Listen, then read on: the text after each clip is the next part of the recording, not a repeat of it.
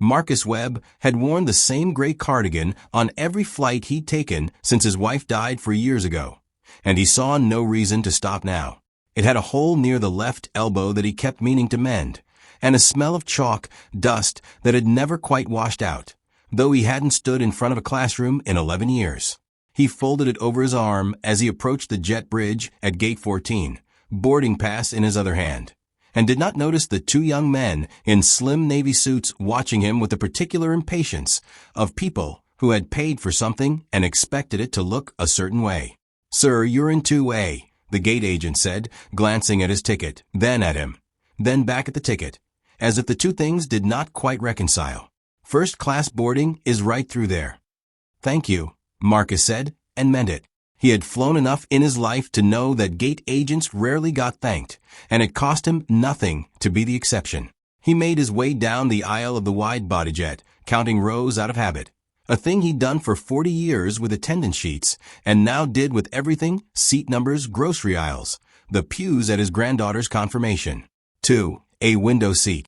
He settled into it with the small, private satisfaction of a man who had spent 31 years teaching physics to teenagers on a public school salary and had, through decades of quiet frugality and one very good year in the stock market, finally decided to spend some of it on legroom. The trip itself was nothing dramatic. A week in London to see an old friend from his teaching days who'd retired there 5 years earlier, and who Marcus had promised, at the man's own retirement dinner, that he would visit before either of us gets too old to enjoy it properly. A promise that had taken him 4 years longer to keep than he'd intended, mostly because Eleanor's illness, and then her death, had eaten most of those years in ways that left little room for promises made to anyone but her. He had booked the ticket on a Tuesday in March on something close to impulse, and had told his daughter about it almost as an afterthought during one of their Sunday calls, and had been faintly surprised by how relieved she'd sounded to hear he was going anywhere at all. He was not, by nature, a man who splurged. The first-class seat had cost him more than he was entirely comfortable admitting, even to himself, and he had spent a full week after booking it telling himself he'd made a foolish, extravagant decision before finally deciding that 68 was exactly the right age to stop being quite so careful with money he had, in fact, already saved enough of. The man in 2B did not look up from his phone. The two young men from the gate, Marcus placed them now, some kind of finance conference, judging by the lanyards still around their necks, settled into 2C and 2D across the aisle, and one of them, the taller one, leaned toward the other and said, not quite as quietly as he perhaps intended, "Did they just seat Mr. Rogers back here?" The other one laughed, a short exhale through the nose. "Bet he used a voucher. My grandma does that.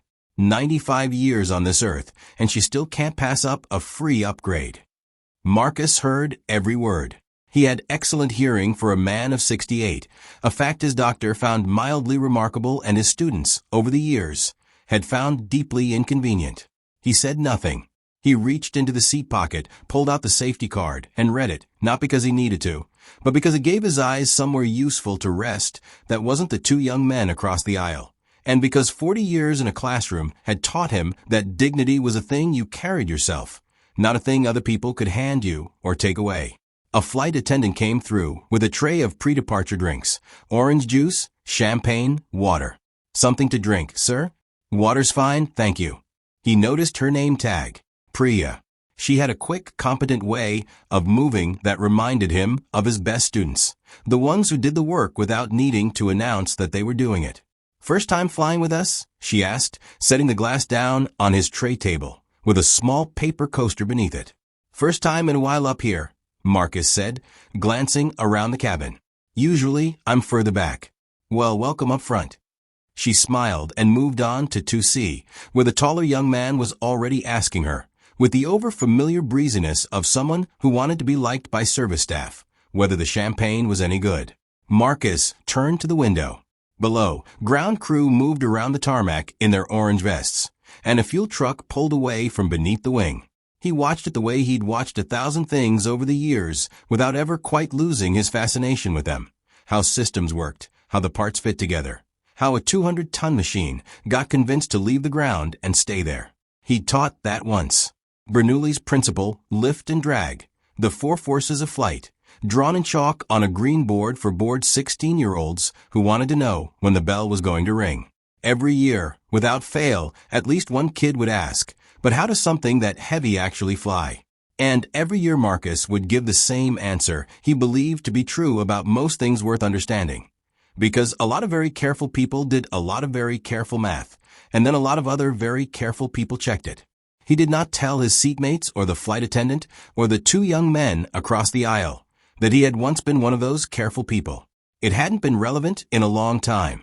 He was retired. He taught freshman physics, and, in his last decade, an elective on aerodynamics that the school kept threatening to cut for lack of enrollment.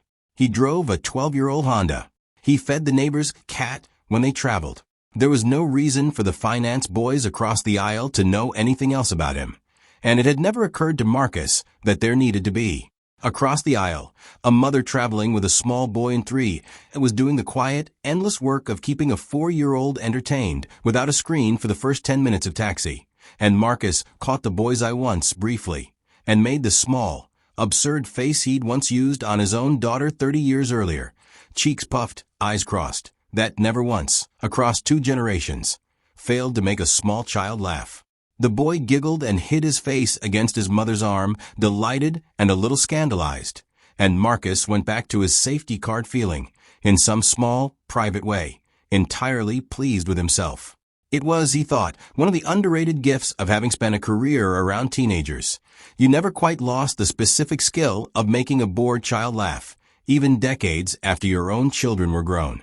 2 rows up, an elderly couple celebrating what Marcus would later learn, from an overheard fragment of conversation, was their 52nd wedding anniversary, held hands across the aisle in the particular unself-conscious way of people who had long ago stopped noticing whether anyone was watching. Marcus found himself glancing at them more than once during boarding, thinking of Eleanor, of the last flight the 2 of them had ever taken together, for years before her diagnosis.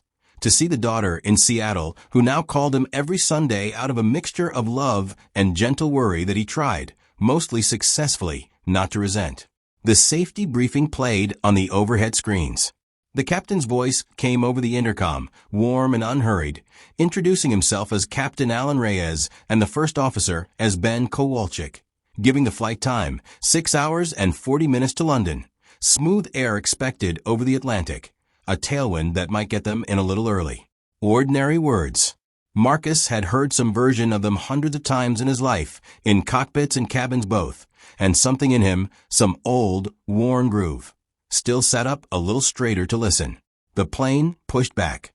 The young man in 2C, the taller one, was telling his colleague about a deal he'd closed that morning, using words like leverage and synergy with the particular confidence of a man who had never once had to defend his understanding of a subject to a room full of skeptical 17-year-olds. Marcus closed his eyes and let the vibration of the engine settle into his bones, familiar as an old song, and did not think about any of it again until they reached cruising altitude.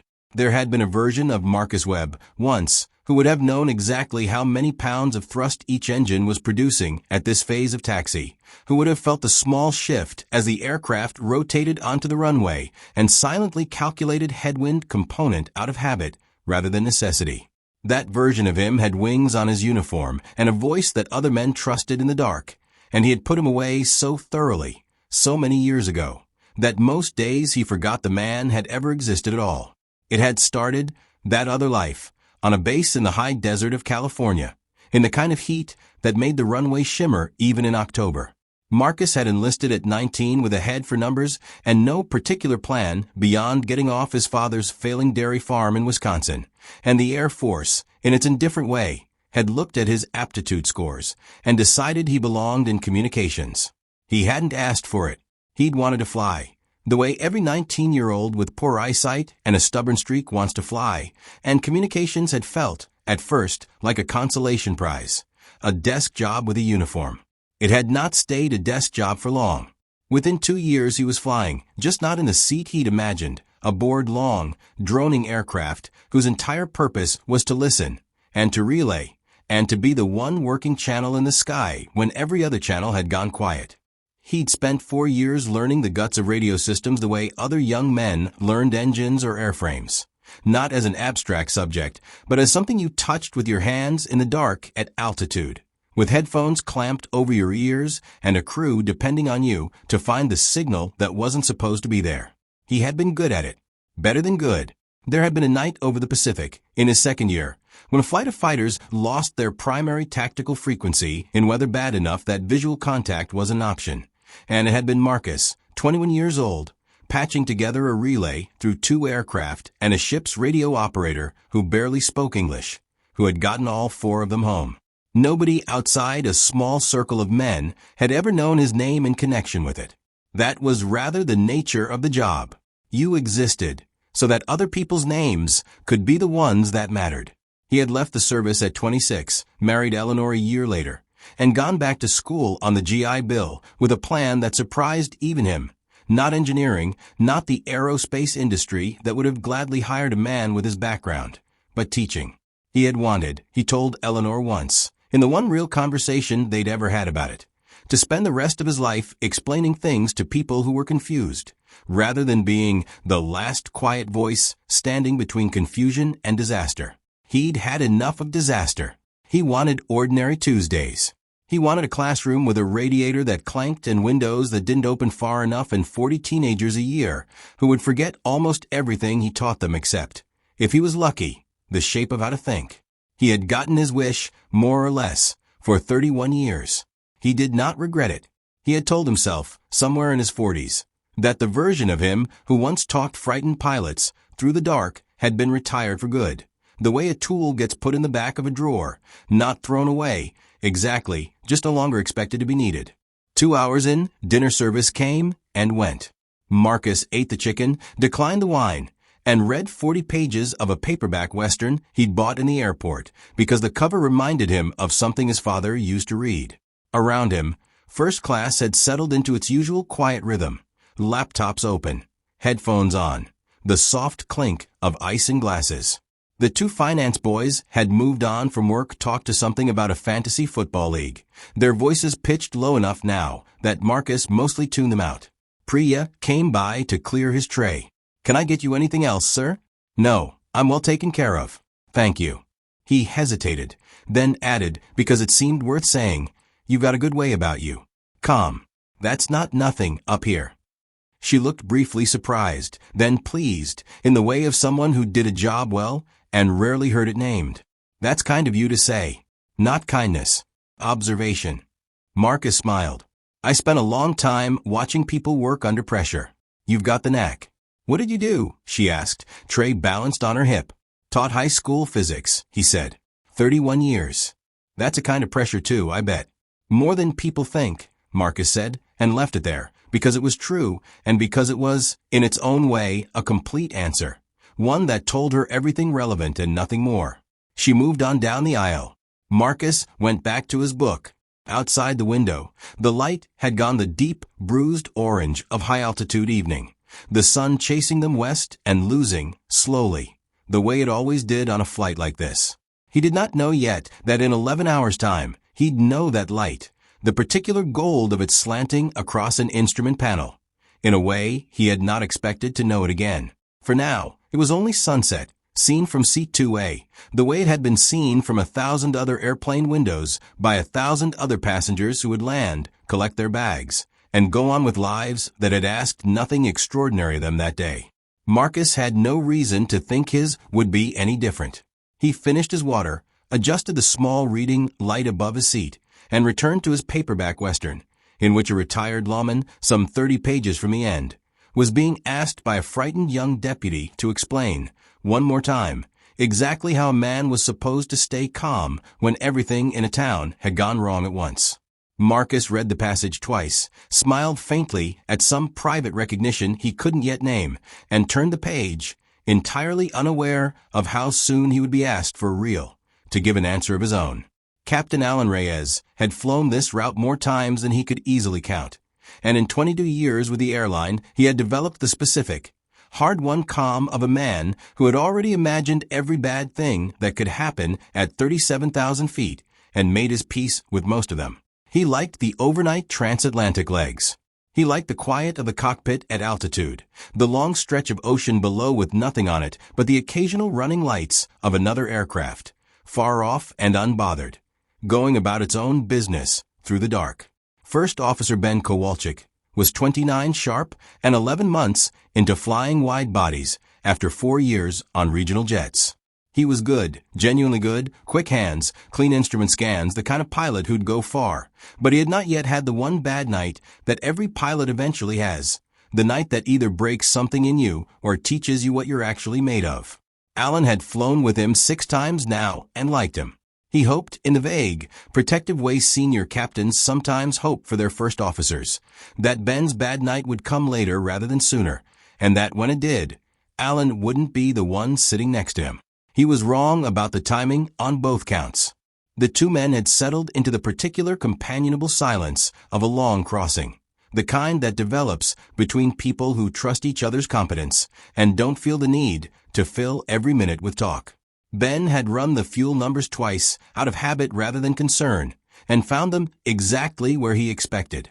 Alan had radioed a routine position report to Gander 40 minutes earlier and made a small joke about the in-flight meal that Ben was still turning over in his head, mostly because it had actually been funny, which was rarer than passengers probably assumed among men who ate reheated chicken for a living at 37,000 feet, several times a week, for 20 years running. The ocean below them was fully dark now, no moon, the kind of black that made the instrument panels, soft glow, feel like the only light in the world. Somewhere behind them, in the cabin, 218 people were watching movies, or sleeping, or, in the case of one aisle seat near the back of economy, quietly working through a crossword by the light of a single reading lamp. None of them had any reason to think about the two men up front at all. That was, Alan had always believed, more or less the highest compliment a flight crew could earn, to be so unremarkable, so entirely competent, that nobody back there gave them a single thought all night. It started small, the way these things almost always do, just past the midpoint of the Atlantic crossing, in the long dead stretch between Gander's oceanic control and the handoff to Shanwick. Alan felt something behind his sternum that he initially mistook for heartburn, a tightness, faintly unpleasant, the kind of thing a man his age, with a stressful job and a fondness for airport food, might reasonably attribute to a bad in-flight meal. He mentioned nothing to Ben. He shifted in his seat, rolled his shoulders, took a slow breath. 20 minutes later it was worse. "You good?" Ben asked, glancing over. Pilots learn to read each other's bodies the way sailors read weather. Small shifts in posture, a held breath, a hand that goes still on the yoke a half-second too long. "Yeah," Alan said, and did not sound entirely convincing even to himself. "Bit of indigestion. That's what I get for the chicken." Ben, to his credit, didn't push it.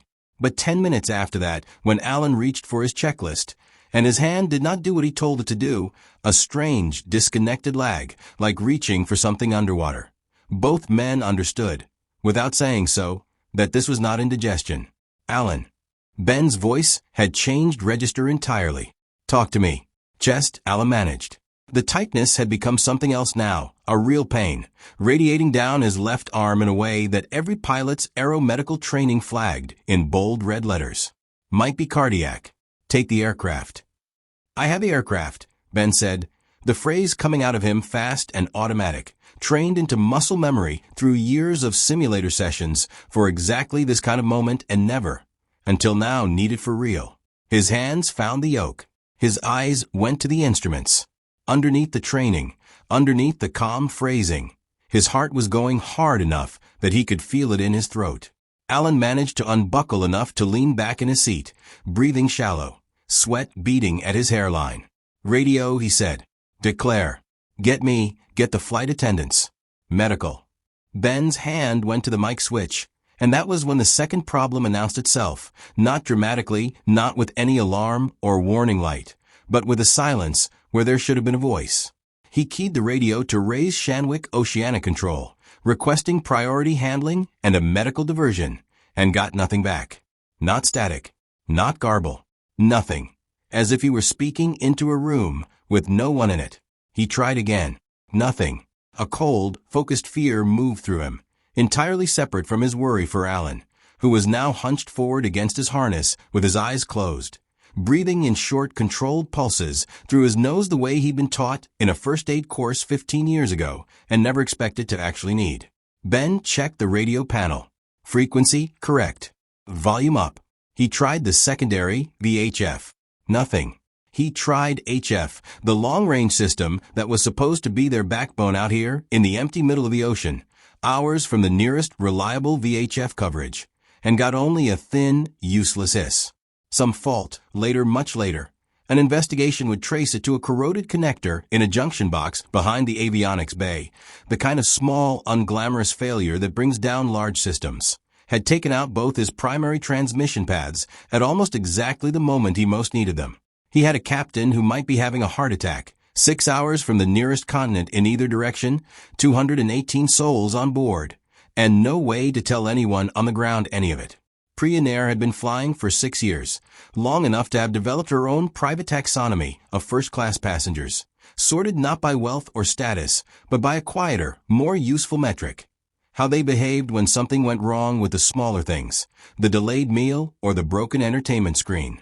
The 2 young men in 2C and 2D she had already filed privately, under a category she thought of as confident until inconvenienced, a type she'd served hundreds of times and never much minded, because they were rarely cruel, just unreflective, the way people often are when nothing in their lives has yet asked them to be otherwise. The man in 2A she had filed nowhere at all, which was itself unusual. He had thanked her for water. He had noticed and named something true about the way she worked, which almost no one in 6 years of first-class service had ever bothered to do. She had thought about that small exchange on and off for the rest of the evening, the way you think about a stranger's unexpected kindness on a long, tiring day, without knowing it would matter again within the hour. When the call light from the cockpit came on, not the ordinary chime for a coffee refill, but the second, sharper tone reserved for something else entirely, Priya was 3 rows back, and she felt the specific, practiced calm she'd trained herself into over 6 years settle over her like a coat she'd put on 1,000 times before. She knocked the cockpit code. Ben's voice, tight and fast, told her enough in 4 sentences to understand that the next hour of her life was not going to look like the 6 behind it. She did the 2 things her training told her to do, in order.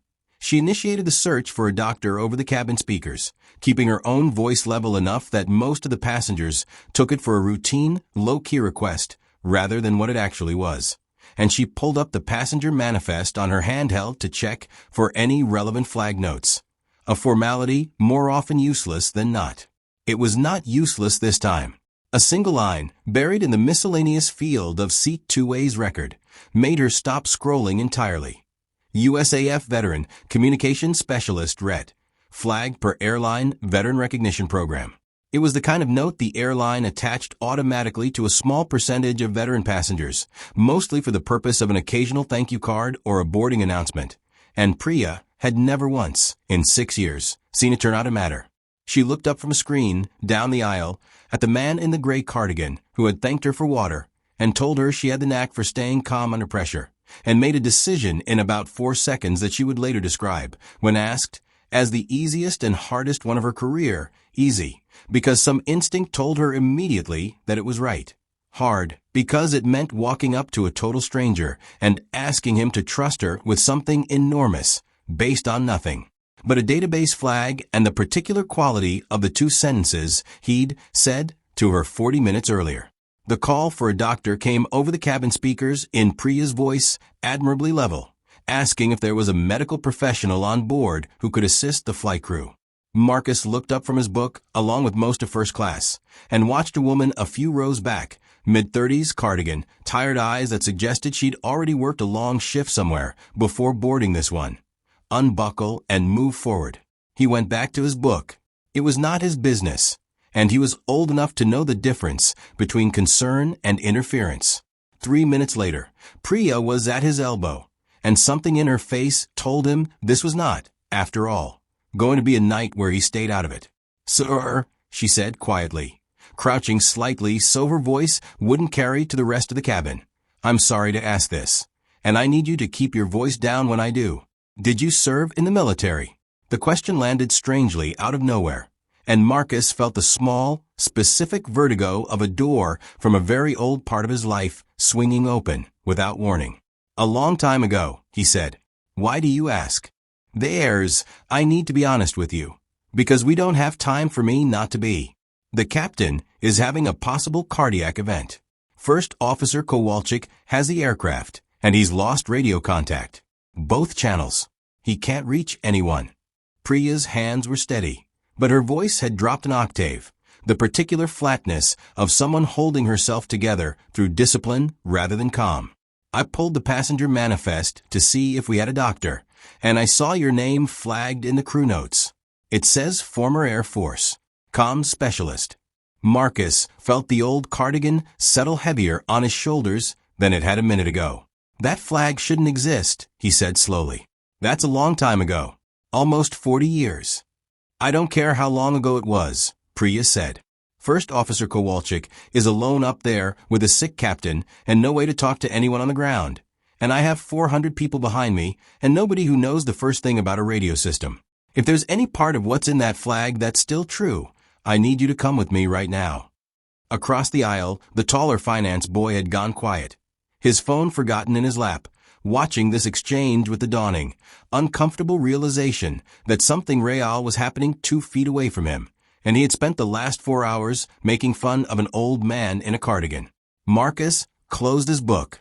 He set it on the seat, folded the cardigan more securely, and stood, and something in the way he did it, unhurried, precise, no wasted motion, made Priya feel, for the first time since she'd left the cockpit, that she had done the right thing.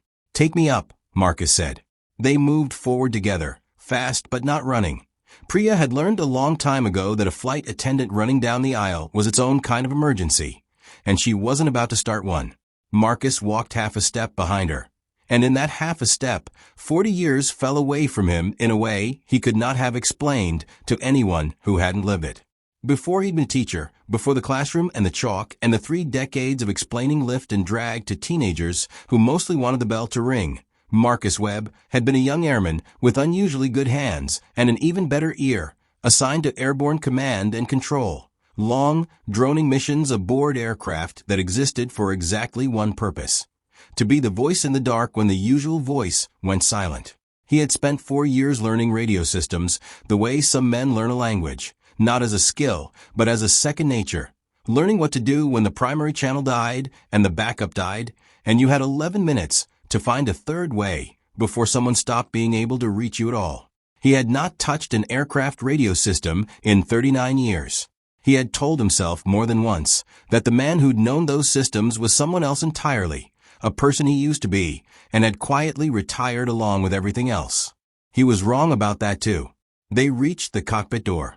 Priya knocked the code, the door unlocked, and Marcus stepped through into a small, dim room full of soft green light and the particular tension of a man who has just discovered how alone he actually is. Ben looked up, saw a gray-haired stranger in a cardigan, and for one disoriented half-second did not understand why this was happening. "First Officer," Marcus said, and something about his voice, level, unhurried, entirely without panic, cut through Ben's confusion faster than any explanation could have. "My name is Marcus Webb. I used to fly comms relay for the Air Force. I'm told you've lost your radios.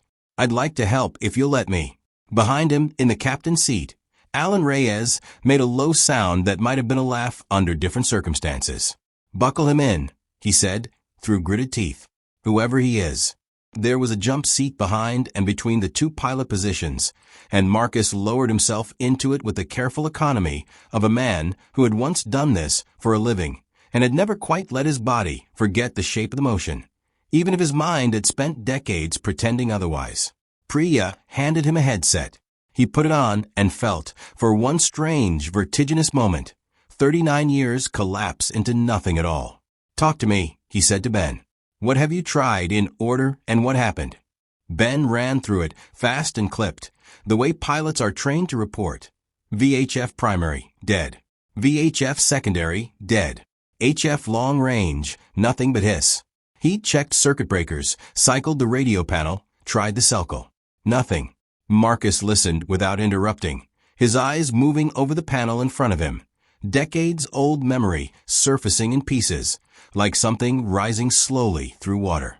The aircraft was newer than anything he'd flown, the layout different, half the labels using terminology that had changed since his day, but underneath the new casing, the bones of the system were recognizable. Radios were still radios. Signals still had to get from a microphone to an antenna to the sky. And if they weren't getting there, something in that chain had broken, and something in that chain could usually be worked around, if you knew where the redundancies lived and weren't afraid to go looking for them. Cardiac event, Marcus said, glancing at Alan, whose color had gone gray-white, sweat soaking through his shirt collar. Is there aspirin in the medical kit? On it, Priya said, already moving. First officer. Ben, is it? Marcus said. Ben, I need you flying this aircraft and nothing else. I'm going to work the radios. You keep your hands and your eyes where they need to be. Can you do that? Yes, Ben said, and something in his voice steadied, just slightly, at having a task narrow enough to hold on to. Marcus turned his attention fully to the panel. He worked through it the way he'd once been trained to, and the way it turned out. He'd spent 31 years teaching teenagers to do, without ever quite naming it as the same skill. Isolate the problem. Don't panic at the size of it. Test one variable at a time. VHF1, dead, confirmed. No change on frequency swap. VHF2, dead, same fault signature, which told him something. Two independent radios failing identically was not two coincidences. It was one shared point of failure, somewhere behind both of them. When did this start? He asked. Precisely. Before or after anything else happened. Ben thought. Maybe a minute or two before Alan said his chest was hurting. I don't know. It's blurring together. That's all right. That's useful. Marcus tapped a gloved finger. He'd pulled the spare gloves from the emergency kit without quite thinking about it, another old habit resurfacing, against the circuit breaker panel low on the sidewall. If two independent radios die at the same moment, it's rarely the radios. It's what feeds them, power or the antenna coupling behind them. I want to check the transceiver bus breakers before I try anything else. His fingers moved along the panel in a pattern that had nothing to do with the labels printed beneath each switch. Those had changed twice over, he guessed, since whatever training manual his own fingers still remembered, and everything to do with the logic underneath them, which hadn't changed at all in 40 years, because the physics hadn't changed, and neither had the reasons engineers grouped things the way they did. Power first, then signal path, then antenna. It was the same order he'd taught his aerodynamics elective for a decade. Don't chase the exotic explanation until you've ruled out the boring one. 9 times out of 10, the boring one was where the trouble actually lived. Talk me through what you're doing, Ben said, not because he doubted him, but because flying the aircraft alone while a stranger silently worked a panel behind him was its own kind of unbearable, and having a narration to hold on to steadied him nearly as much as it would have steadied one of Marcus's old students.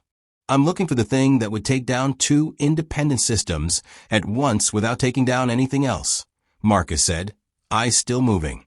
If it were the antennas themselves, you'd likely still have partial signal garbled, not total silence.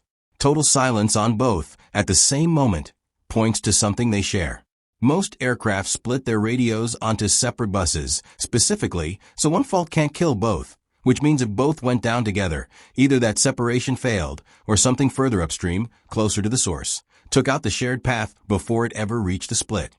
He found them, 3 rows down, a cluster of breakers he had no modern label memory for, but whose position, relative to everything around them, matched a pattern he'd internalized so long ago it had outlived its own explanation. One was popped, not dramatically, just slightly proud of its neighbors, easy to miss unless you were looking for exactly that. There, Marcus said, quiet satisfaction in his voice. The same tone he'd used 1,000 times in a classroom when a student finally saw the thing he'd been steering them toward. That's your fault. Something downstream shorted and the breaker did its job. Do I just push it back in? Ben asked. Not yet. If there's a short behind it, pushing it back in without knowing why it tripped could take out something worse, or start a fire behind the panel. I want the other option first. Marcus's eyes moved to the far side of the radio stack, to a smaller, older-style panel that the airline had clearly kept in place more out of certification requirement than expectation of use. You have a standby radio. Separate power path, separate antenna. It's meant exactly for this, for when the primary bus goes down and you still need to talk to somebody. I've never used it, Ben admitted. It's not something we train on much. It's just there. That's fair. Most people never need it, Marcus said. That's rather the point of it existing. Give me a second. He worked the standby panel with hands that had gone still and sure in a way that surprised even him. Dialing in the emergency guard frequency, 121.5, the frequency every aircraft in the world monitored, the frequency that existed for exactly this kind of night. He kept his voice level as he kicked the transmit switch. Mayday, mayday, mayday. This is, he glanced at Ben. Speedline 826, Ben said. Speedline 826, transmitting on guard frequency due to primary and secondary radio failure. Medical emergency aboard, captain incapacitated. First officer has the aircraft, 218 souls on board. Requesting any station copy and relay. Static. A long, empty pause that stretched out longer than any of them wanted it to. Ben's eyes flicked to Marcus, then back to his instruments, then back to Marcus again. The particular look of a man searching another man's face for permission to be afraid. Marcus did not give it to him. He kept his gaze on the panel, unhurried, as if a silent radio were simply the next item on a checklist, rather than the sound of 218 people's only lifeline going unanswered. Nothing, Ben said, very quietly, more to himself than to Marcus. Nobody's there. Someone is always there, Marcus said. This is the busiest ocean crossing in the world. There are a dozen aircraft within listening range of that frequency right now, whether or not any of them have answered yet. Silence on the first call means nothing. It means the first call. Pilots don't jump on a mayday from a stranger's voice they don't recognize until they're certain it's real. We give them a second chance to be certain. He keyed the transmit switch again and repeated the call, word for word, in the same unhurried cadence he'd used the first time. Panic on the radio spreads faster than any electrical fault, and the fastest way to lose a channel that was working was to sound like a man who'd already given up on it. On the third call, faint and broken by distance, but unmistakably real, a voice came back. Station calling Mayday. This is Atlantic Cargo 441. We copy you weak, but readable. Go ahead. Something in the cockpit. Some held breath that all three of them, pilot, teacher, flight attendant, had been sharing without quite admitting it. Let go all at once. The relay worked the way relays are supposed to work when the system is doing what it was built to do, imperfectly, laboriously, and just well enough. Atlantic Cargo 441, a freighter running west to east some 90 miles off their position, had working long-range communications and a crew willing to spend the next hour as a bridge between Speedline 826 and the ground. Marcus fed them position, altitude, fuel state, and the details of Alan's condition as Priya relayed them back from the aisle, where she and the off-duty doctor were working through the limited options of the medical kit.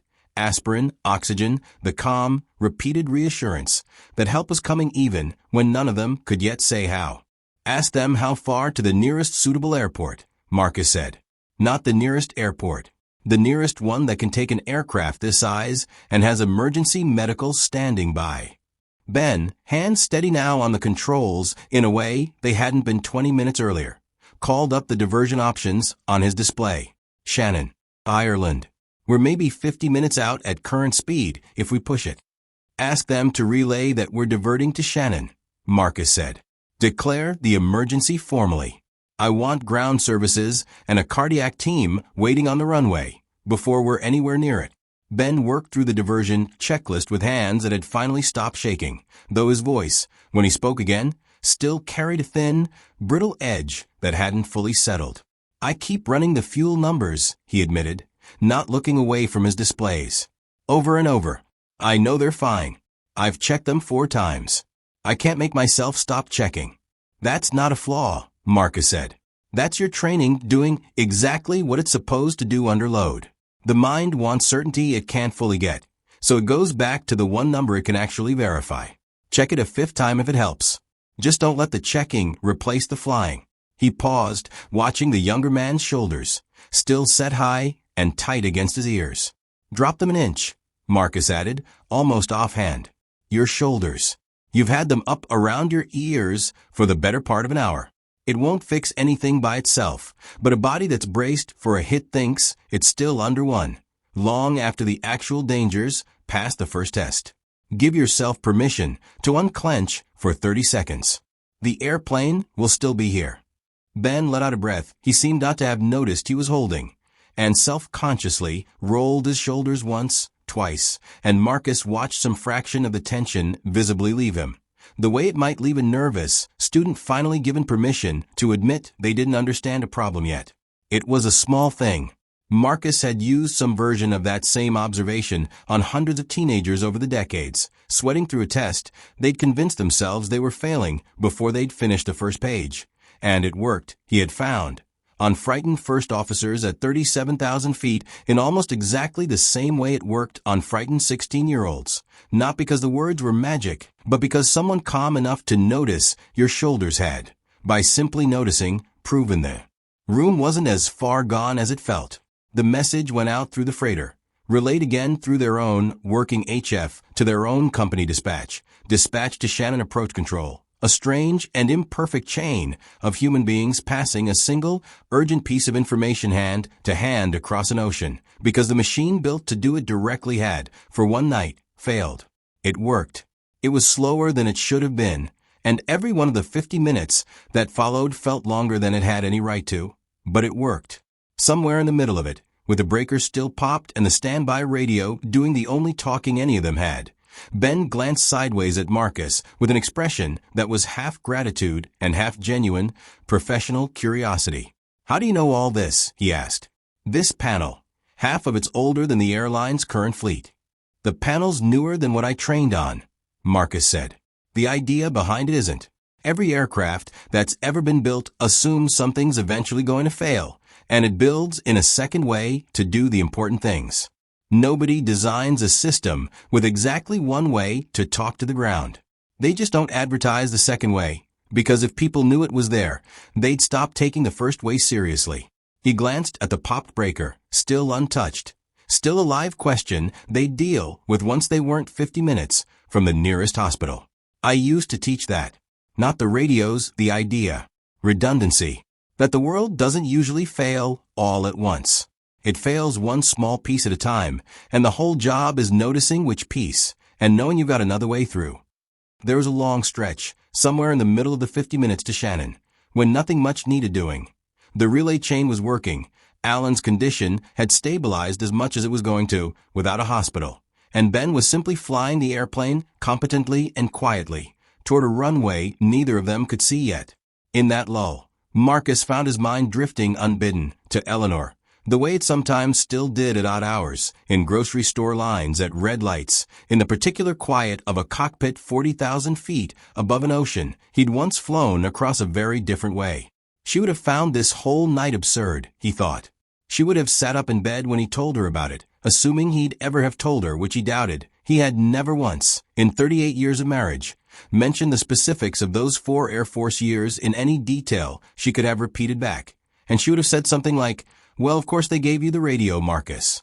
You've never once in your life let a silence sit there when you could fill it with something useful." It was, he thought, probably true. It was, in any case, the kind of thing she would have said, and thinking it in her voice, even now, for years after he'd stopped being able to hear her say anything new at all, steadied him nearly as much as the working radio did. "Sounds like a hell of a physics class," Ben said, a thin, exhausted smile breaking through for the first time since this had started. "It was some years," Marcus said. "Other years, it was mostly a room full of teenagers waiting for the bell."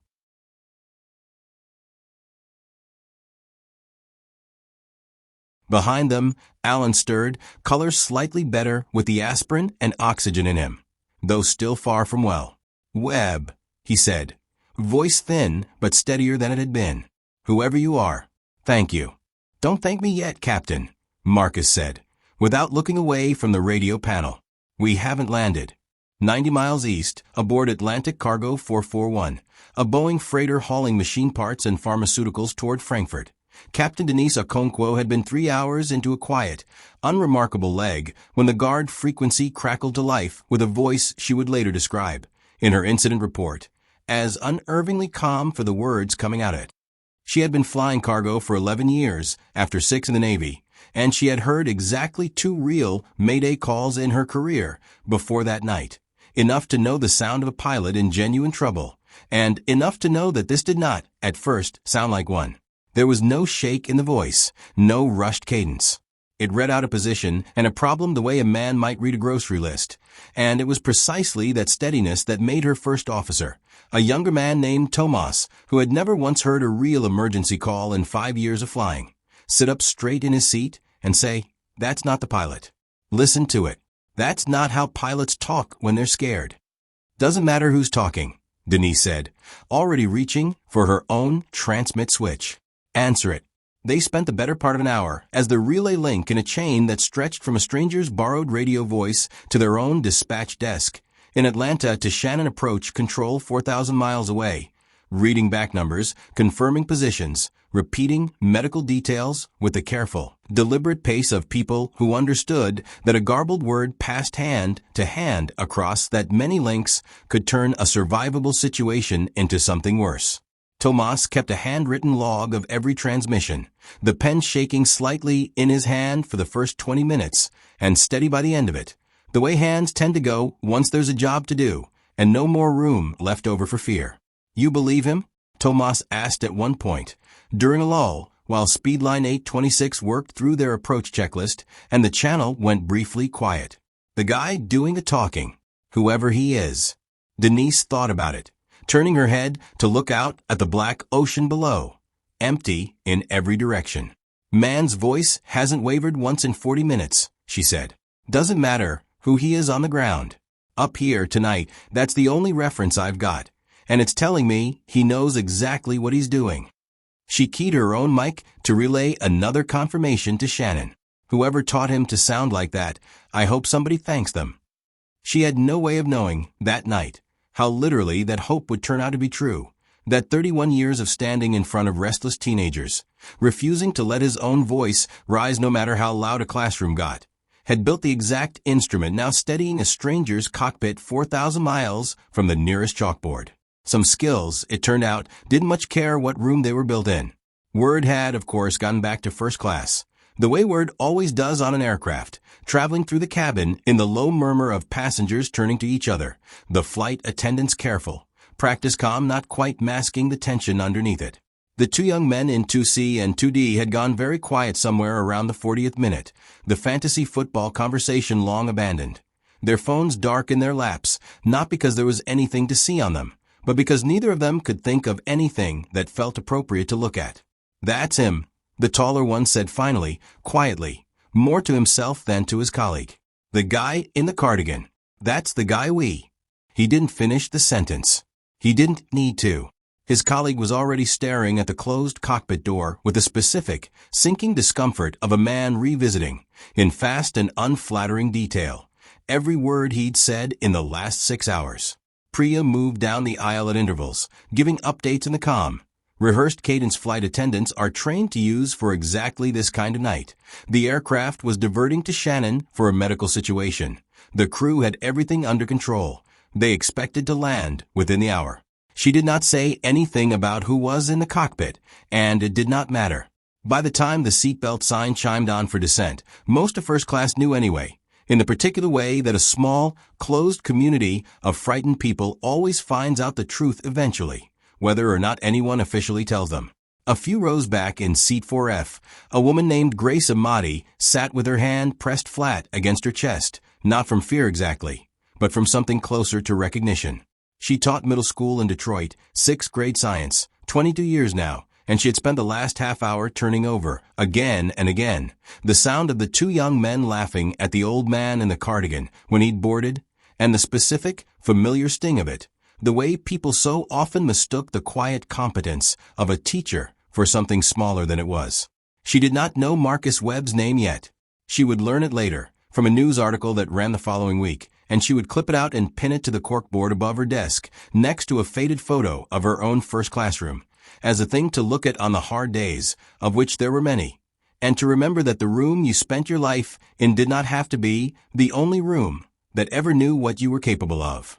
Near the back of first class, an older man traveling alone, a semi-retired airline mechanic named Doug Fenner, who happened to have 30 years with a different carrier, had picked up enough of the murmured updates to piece together roughly what was happening up front, and found himself, unexpectedly, near tears.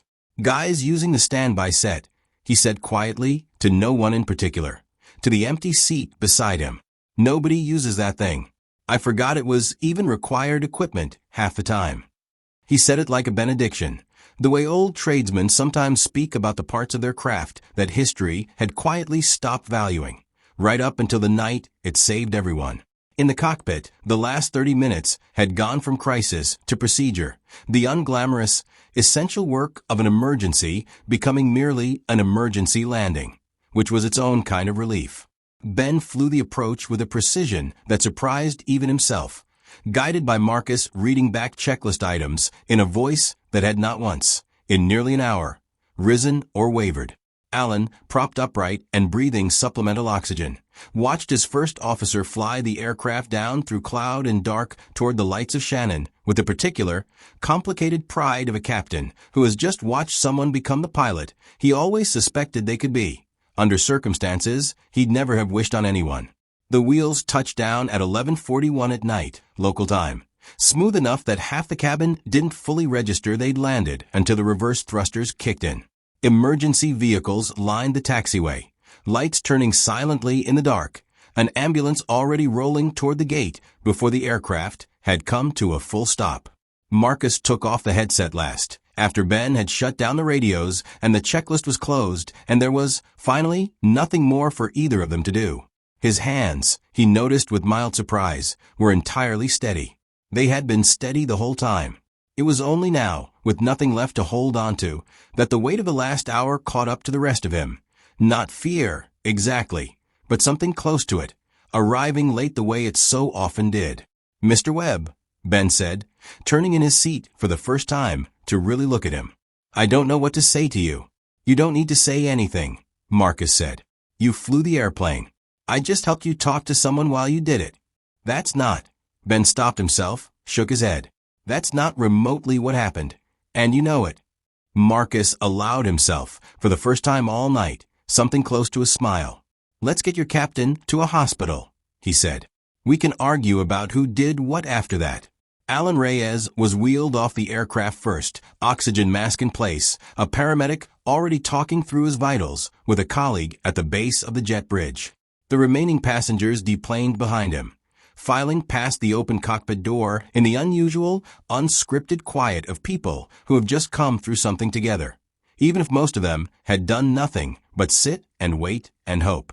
Marcus came last, having stayed to help Ben close out the last of the paperwork the airline required even, especially, on nights like this one.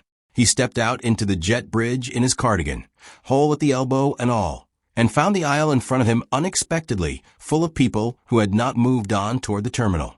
The taller of the two finance boys from 2C was the first to speak, and he did it with none of the breeziness he'd had 6 hours earlier, boarding in Chicago. "Sir," he said, "I owe you an apology. I said some things earlier about you. I didn't think you could hear me, and that's not really an excuse, but I'm sorry. Genuinely." Marcus looked at him for a moment, not unkindly. "You're not wrong to have assumed what you assumed," he said. "I am a retired teacher. That part was never a joke. I just happened to also be something else a long time ago, and tonight it turned out to matter." He shifted the cardigan on his arm. "The mistake wasn't thinking I was ordinary. Most people are most of the time, including me, most days of my life.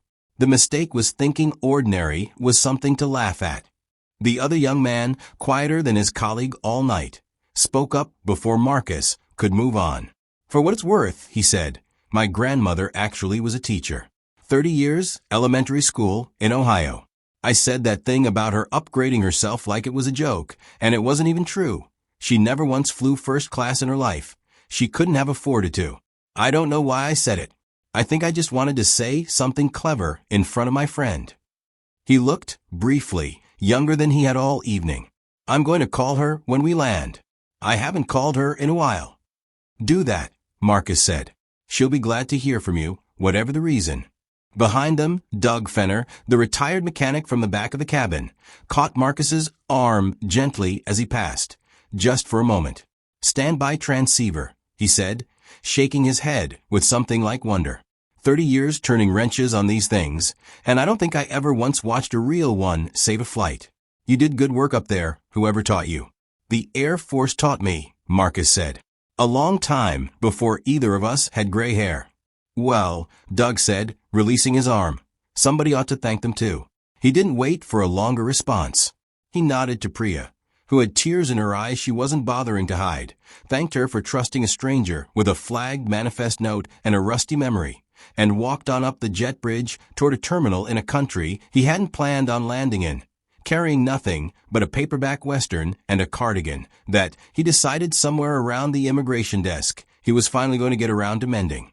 Marcus spent the night in a small hotel near the airport that the airline had arranged for the stranded first-class passengers, and in the morning, before his rebook flight, he did something he had not planned to do and could not, afterward, fully explain even to himself. He took a taxi to University Hospital Limerick and asked at the front desk for Alan Reyes. He found the captain propped up in a hospital bed. Color returned to something like normal, Unfor taped to the back of one hand and a monitor beeping its slow, reassuring rhythm beside him. Alan looked for a moment, like he didn't recognize the man standing in his doorway in a slightly wrinkled cardigan, and then his face changed all at once. "Webb," he said, "I thought I dreamed you." "Blocked artery 90%, Alan said, before Marcus could even ask. "They put a stent in at 4 this morning.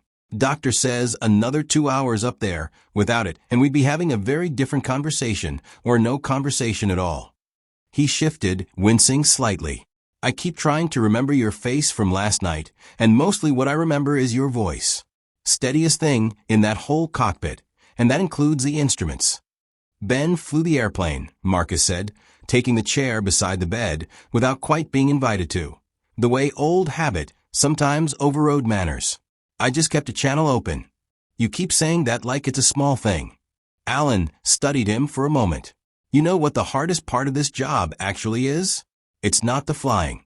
Machines fly themselves most of the way there now, if you let them. The hardest part is what to do with your voice when everything in you wants to shout, and you have to sound, instead, like the safest, calmest person in a 50-mile radius, because if you don't, everyone behind you falls apart a little faster than the actual emergency requires." He shook his head slowly. "That's not a skill they can fully teach in a simulator. I've watched grown men with 10,000 flight hours lose that on a bad night.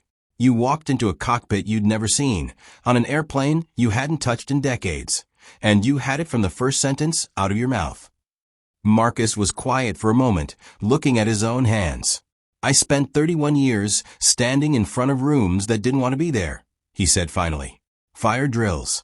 A boy who had a seizure in my third period once, 1994, no nurse on site for 11 minutes. A gas leak scare that turned out to be nothing, but nobody knew that until it was over. You learn, if you do it long enough, that the room takes its temperature from you, whether the room is 40 teenagers or 400 passengers. I didn't think of it as the same skill as flying radios until last night. Guess it always was." Alan reached out a little unsteadily and shook Marcus's hand. "Whatever they were paying you to teach kids," he said, "it wasn't enough." "No," Marcus agreed, with the first real smile he'd allowed himself in 18 hours. "It rarely is." A nurse put her head in to say that Alan's wife had landed at Shannon on the first available flight from home and would be arriving at the hospital within the hour, and Alan's face did something complicated at the news. Relief and dread in roughly equal measure. The particular expression of a man who was about to have to explain to the person who loved him most exactly how close the last 12 hours had come to going very differently. "Do me a favor," Alan said, as Marcus rose to leave. "When Carol gets here, don't let her make this sound worse than it was." "I'm not sure that's my favor to grant," Marcus said, gently. "It sounds fairly bad, Captain, from where I was sitting. 90% blockage. A cardigan-wearing stranger flying your radios. I think your wife is entitled to be as frightened as she likes." Alan let out a short laugh that turned, halfway through, into a wince, one hand going briefly to his chest. Fair, he admitted. Just tell her Ben flew it well. Tell her that part first, before anything else. She worries less about me when she hears he did his job right. I'll tell her the whole of it, Marcus said, in whatever order does her the most good, and left the room to the sound of the monitor's slow, steady beeping, a rhythm that had, 12 hours earlier, been the most uncertain thing in either of their lives, and was now, for the moment, simply a heartbeat, doing exactly what it was supposed to do. 3 weeks later, a letter arrived at Marcus's house, the kind of letter that used to arrive more often, back when the world moved slower and people still trusted paper to carry the important things. It was from Ben Kowalczyk, now upgraded, on an interim basis, to a training captain slot he hadn't been expecting for another 5 years, on the strength of a report Alan Reyes had filed from his hospital bed describing, in careful professional language, exactly what he'd witnessed his first officer do under conditions no simulator could fully replicate. The letter thanked Marcus for more than the radio. You told me that night that most systems fail one small piece at a time, Ben wrote, and that the whole job is noticing which piece and knowing you've got another way through. I think about that more than you'd guess. Not just about airplanes. I want to tell you something I haven't told anyone at the airline, because it sounds strange written down. For about 8 minutes that night, before you got the standby set working, I genuinely believed I might be the last person to ever fly that airplane. I don't mean that dramatically. I mean I did the math, quietly, in the part of my head that keeps flying the plane no matter what the rest of me is thinking. And the math wasn't good. Alan wasn't talking anymore. I had no radios. I had 400 and some miles of black ocean in every direction, and a checklist that doesn't have a page for nobody on earth knows where you are. I have flown in worse weather than that night. I have never been more afraid. And then you sat down behind me and started talking like none of that was true. Not like you were lying to me. I could tell you weren't performing calm. You actually had it. But like the situation itself was smaller than I'd made it in my head. You kept asking me questions I could actually answer. When did it start? What have you tried? That's it.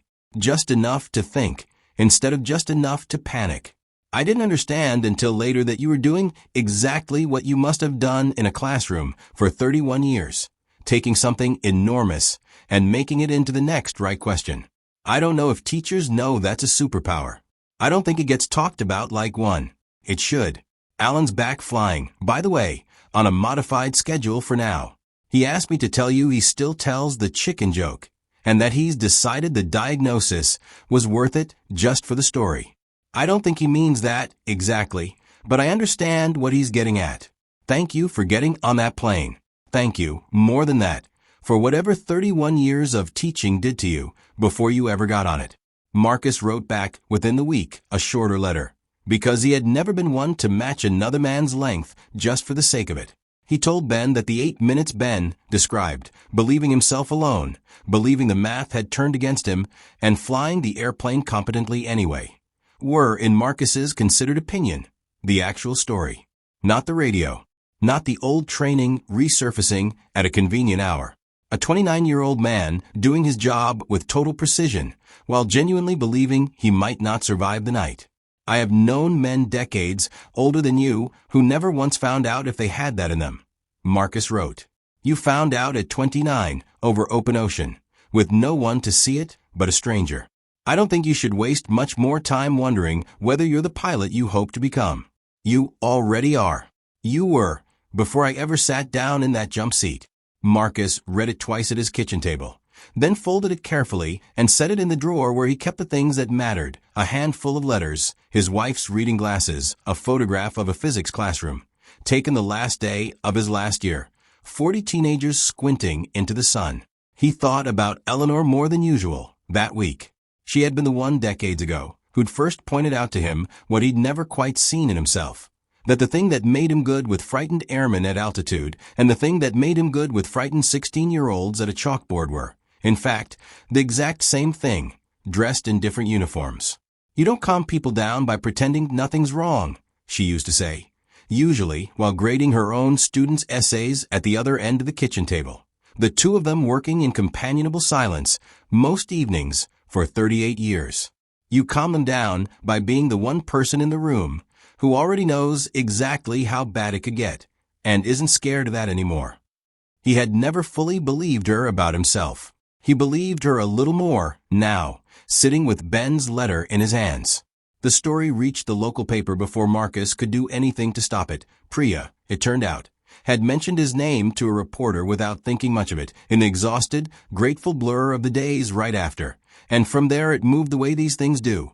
First a regional item, then picked up by a wire service. Then, for one uncomfortable week, a minor national curiosity. Retired physics teacher, former airman, saves transatlantic flight with 40-year-old radio skills. Marcus declined most of the interview requests. He gave exactly one to a local station, mostly because the reporter turned out to be a former student of his, class of 2003, who remembered him well enough that Marcus felt it would be rude to say no. "Mr. Webb, when you were teaching us lift and drag," the young woman said, camera rolling in his living room. "Did you ever think you'd use any of that yourself again?" "I used the radios, not the aerodynamics," Marcus said mildly. "Though I suppose I've thought about lift and drag on every flight I've ever taken, whether I wanted to or not. Once you know how a thing works, you can't entirely stop knowing it. What do you want people to take from this?" Marcus considered the question longer than the reporter had probably expected. Long enough that she almost prompted him again before he answered. That the people who look the least remarkable in a room are very often the ones who've already survived the thing everyone else is afraid of, he said finally. "I wasn't special that night. I was just a man who'd once been trained for exactly that kind of trouble 39 years earlier, by people who assumed the training might never get used. Most of what keeps the world running is like that. Quiet people who learned something hard a long time ago, still carrying it, whether or not anyone ever asked them to use it again."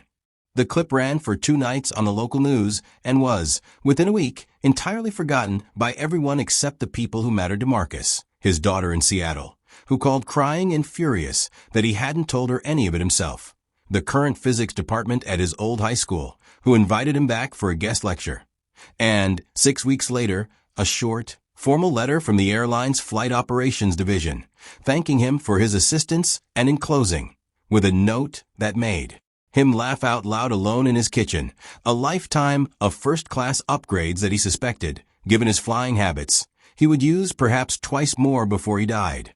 The airline's internal investigation, filed some 5 months later and shared with Marcus as a courtesy at his own request, traced the fault to a corroded connector pin in a junction box behind the avionics bay, a $2 part, installed during a routine maintenance check 18 months earlier by a technician who had, by every available record, done everything correctly. Moisture had gotten into the housing somewhere over the intervening months, likely during a heavy rain delay in Houston the previous summer, and had sat there quietly, doing its slow chemical work for the better part of a year before it finally bridged 2 contacts it was never meant to touch and took both primary radio buses down within the same 90 seconds. The lead investigator, a methodical woman named Sandra Ruiz, who had spent 19 years picking apart the small, unglamorous failures that occasionally added up to enormous nights, included a line in her final report that Marcus read 3 times over, because it said, in the clipped language of an official document, almost exactly what he had spent 31 years trying to teach in a much noisier way. This incident is a clear demonstration of the value of designed redundancy. The standby transceiver, rarely used and infrequently trained upon, performed exactly as intended when the primary systems failed simultaneously. We recommend increased simulator time be allocated to standby system familiarity across the fleet. 6 months after that, at the airline's request, Marcus flew out, coach by his own insistence, though the airline offered otherwise, to speak for 40 minutes to a room of new first officers at the company's training center, standing beside a mounted section of an actual standby radio panel, telling them the same thing he'd once told a classroom of frightened teenagers about redundancy systems and the parts of the world that are built for the day everything else fails. He was not, he told them at the start, going to talk much about the flight. He wanted to talk about the part before it, the part where somebody, decades earlier, had insisted on installing equipment that statistically would almost never be used, funded by a company that had to justify every ounce of extra weight and every dollar of extra maintenance, because somebody once had decided that almost never was not the same thing as never, and had been willing to pay for the difference. "You will very likely never need what I'm about to show you," he told the room. "I flew for 4 years and taught for 31, and I needed it exactly once, on one night, at the very end of a career I thought was long finished. That's the nature of the thing. It sits in the drawer. It waits. Your job isn't to expect the night it gets used. Your job is simply to know cold, without having to think about it, exactly where the drawer is." The guest lecture happened in October, in the same physics classroom Marcus had taught in for the last 19 years of his career, though the chalkboard had finally, after decades of threats, been replaced by a whiteboard, and the radiator, he was pleased to discover, still clanked exactly the way it always had.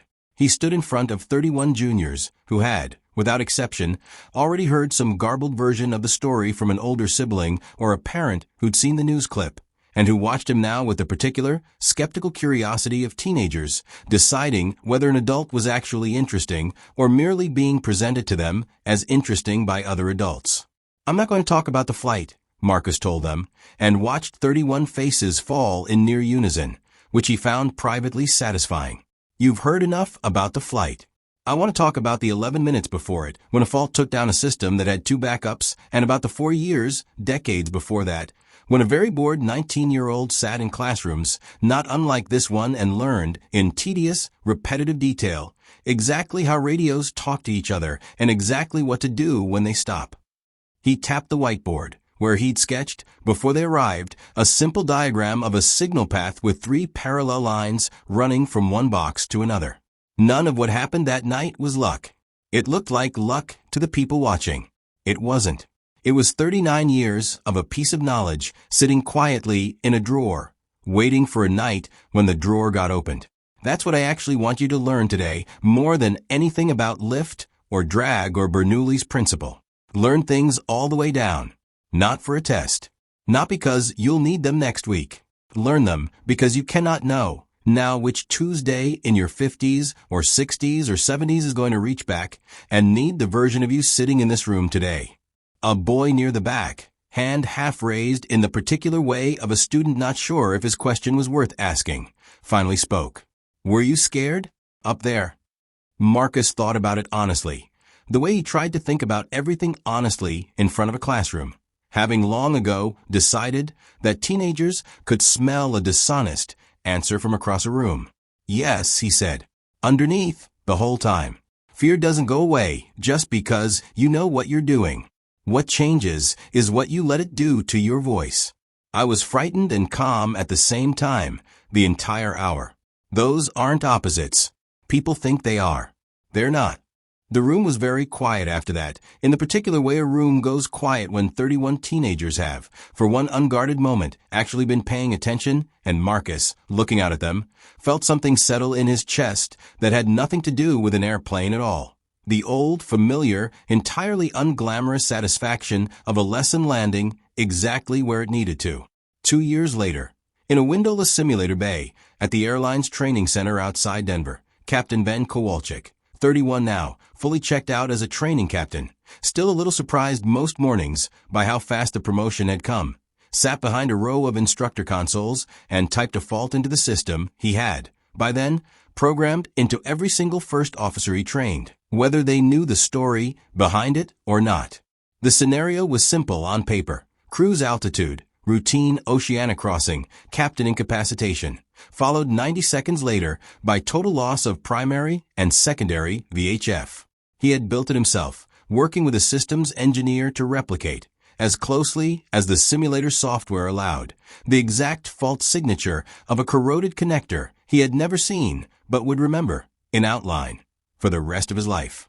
The first officer in the seat that morning was 26, sharp, a little cocky in the specific way Ben recognized, because he'd once been exactly that same kind of cocky himself, 11 months into wide bodies, and sure he'd already seen the worst a cockpit could offer. Ben watched him work through the fault in real time. The same rising panic, the same too fast hands, the same instinctive reach for a radio panel that wasn't going to answer. and felt something oddly tender move through him, watching a stranger relive, almost exactly, the worst hour of his own career. "Talk to me," Ben said into the intercom, once the simulated captain had gone silent and the young man's breathing had started to climb. "What have you tried in order, and what happened?" It was not, consciously, a quotation. It had simply become, over 2 years and dozens of training sessions, the only way Ben knew how to open this particular conversation. Steady, procedural, entirely without alarm. A cadence he had absorbed so completely from 1 hour in a real cockpit that he no longer remembered choosing it at all. He guided the young man, sentence by sentence, toward the standby panel in the corner of the simulated instrument stack, the one nobody trained on much, the one that was just there, and watched him find it, dial it in, and make contact, the tension in the room breaking all at once the way it always did at this point in the exercise. Afterward, in the debrief, the young first officer asked him, as most of them eventually did, where the scenario had come from, whether it was based on something real. "Yes," Ben said, and left it mostly there, the way he'd learned to, because some stories belonged to more people than just the one telling them, and because he had come to understand, in 2 years of running this same exercise over and over, that the specific facts mattered less than the thing underneath them. Somebody once told me most systems don't fail all at once. They fail one small piece at a time, and the whole job is noticing which piece, and knowing you've got another way through. He tapped the darkened standby panel on the mock console in front of them. That panel right there is the whole lesson. It's not there because you'll need it. It's there because once a very long time before either of us was born, somebody refused to build an airplane with only one way to talk to the ground. I try to make sure nobody who flies with me forgets that, even if they never once touched that switch for real. He did eventually make it to London, rebooked 2 days later, on a different aircraft, with a different crew, none of whom had any idea what had happened on the flight before, which suited Marcus perfectly well. His old friend met him at the airport, and over the course of the week that followed, walking the same stretches of the Thames they'd once discussed visiting together for a decade, before either of them had gotten around to it. Marcus told him the story exactly once, in full, over a pint on the second night, and did not bring it up again for the rest of the trip. "You never mentioned any of that," his friend said, shaking his head slowly, "in 30 years of teaching next door to you. Not once." "It never came up," Marcus said, which was true, and which was also, he understood even as he said it, not quite the whole truth, that some things a man keeps folded away not because they're secret, but because unfolding them takes something out of you that you'd rather spend on other things, on students and daughters, and 38 years of ordinary Tuesdays with a woman who never once asked him to explain the parts of himself he wasn't ready to hand over. It came up on its own this time. That's usually how those things work, in my experience. You don't go looking for the day the drawer gets opened. It just eventually opens. His friend considered that for a while, turning his glass slowly on the table between them. Any regrets? About any of it? The Air Force, giving it up, 31 years in a classroom, instead of whatever else you might have done with a gift like that. Marcus thought about the question longer than he'd expected to, watching the river move past outside the window, dark and unhurried, the way rivers had always seemed to him, patient in a manner most people never managed to be. "No," he said finally. "I got exactly the version of a useful life I wanted. It just turned out once very late, to still have one more use left in it that I hadn't planned for. I don't think that's a regret. I think that's just what a well-built thing does, if you're lucky. It keeps working long after you've stopped expecting it to." He flew again the following spring, a short domestic hop to visit his daughter, coach seat, no upgrade, and found that he did not mind it in the slightest. Somewhere over Nevada, the man beside him, noticing the in-flight magazine's crossword going untouched in Marcus's lap, struck up the kind of aimless conversation strangers have on airplanes, and asked, eventually, what he'd done for a living. "Taught high school physics," Marcus said. 31 years. "Yeah," the man said, mildly interested, already turning back to his own book. "That must have been something." It was, Marcus agreed and left it there, because it was true, and because he had decided, somewhere between Shannon and home, in a conclusion that felt less like a discovery than a thing he'd always half known and only now had cause to say out loud. A person's whole life rarely fit into the first true thing they told a stranger on an airplane. Most people carried at least one more chapter than they let on. He had simply been unlucky enough or lucky enough, depending how you looked at it, to have his read aloud at 37,000 feet in front of everyone, on a night he hadn't chosen and wouldn't have wished for and would not, if he were honest with himself, ever quite regret. His daughter had asked him, on the phone the week the news clip aired, whether any of it had changed how he thought about his own life. 31 years in one building, one town, one quiet routine, set against the one loud night that had briefly made him a stranger's headline. Marcus had thought about the question for longer than the length of the pause probably suggested was comfortable for her, and had finally told her the truth as best he understood it, that the night on the airplane hadn't changed anything about who he was. It had only for a few hours let other people see the parts of him that had been there all along, quietly, underneath the cardigan and the crossword and the 31 years of grading papers at the kitchen table across from Eleanor. He did not feel, in the months afterward, like a different man. He felt, if anything, more fully like the same one, as though a life spent explaining hard things patiently to frighten people had never actually been two separate careers, one in a classroom and one in the sky, but a single long habit, practiced first at altitude, and then for 3 decades at a chalkboard, and finally for one more night at altitude again, because it turned out a habit like that never really retires. It only waits, quietly, in whichever room you happen to be standing in, for someone who needs it. He put the kettle on. Outside, his neighbor's cat sat on the fence, waiting, as it always did around this time, for someone to come home. Marcus opened the door and let it in, the way he had for years, the way he intended to keep doing for as many more as he had left, an ordinary evening, in an ordinary life that had once briefly been anything but, and that he understood now, more clearly than he ever had before, had never really been ordinary in the first place. It had simply been quiet. There was, he had learned at last, a considerable difference between the two. The end.